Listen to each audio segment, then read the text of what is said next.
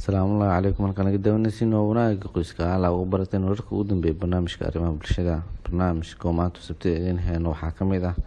waxaa xalay iyadoo xanaaqsan live soo gashay barteeda YouTube-ka fanaanada caanka oo lagu magacaabo Rasmi Reis oo u jawaabayso ninkeedii hore ee lagu magacaabo Farxaan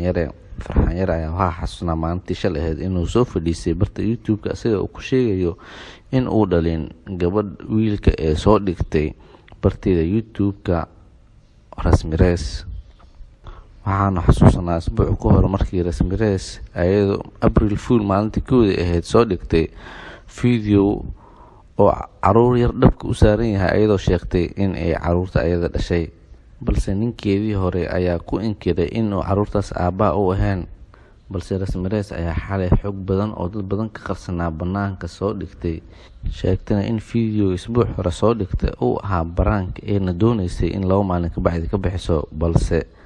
hadallo anshax xumo oo ka helayso ninkeedii hore lagu magacaabo Farxaan ee ugu daasay YouTube-ka. dhanka kale waxay xalay soo bandhigtay ceebo badan oo dhexmaray ayada iyo ninkeedii hore lagu magacaabo Farxaan Yare. Rasmi oo hadalka sii wadata ayaa sheegtay in Farxaan Yare uur u lahayd sanadkii hore markay ku wada noolaayeen Hargeysa, laakiin uurkaas uu asaga dilay. أنا عنقية أسقط عتي سوق بنت because أنا واقرناي أسقط أمانت إن أنا شيء يوكلفه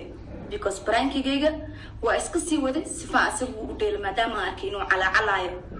وحسده كوديل كم واحد لوديل ويستاهله تهذا كلينو تقنيه إنه أقل كمان كلا جرمه عنق وأنا ترى يقول تور عندي بحرجيسة أنتوا أنت ديس كوديك بحي ومقلاي وني إسورة هذه من هرجيسة ده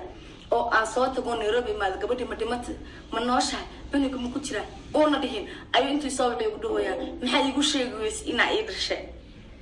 ma fahanteen inuu idareemi karaa aan meesha ka kululahay mise aan wax ka dareemayo nin shalay inta guursta asagoo shilin haysan aad wadankaaga dadkaaga gurigaaga inta uga tagtay wax walba noloshaada aabeeleysay aad raacdo la guurtay abaalkaaga ka dhigo inuu dabada haraanta ka geliyo cuniga ka soo rido telefoonka ka qaato ka jibiyo shilinka gacanta ku haysan uu ka farmaroojiyo kaas nin ma la dhigi karaa. Rasmi Reis oo hadalka sii wadata ayaa sheegtay in Farxaan Yare markii Hargeysa ku wada noolaayeen uu dilay si xun u dilay wajigan ka busbuusay wiilkii jaranjarana ka soo tuuray saas oo ku dhintay wiilkii caloosha ugu jiray ayada iyo asiga. dhanka kale waxay carabkeeda ku dhufatay markii isdagaaleen in guriga iskaga soo carartay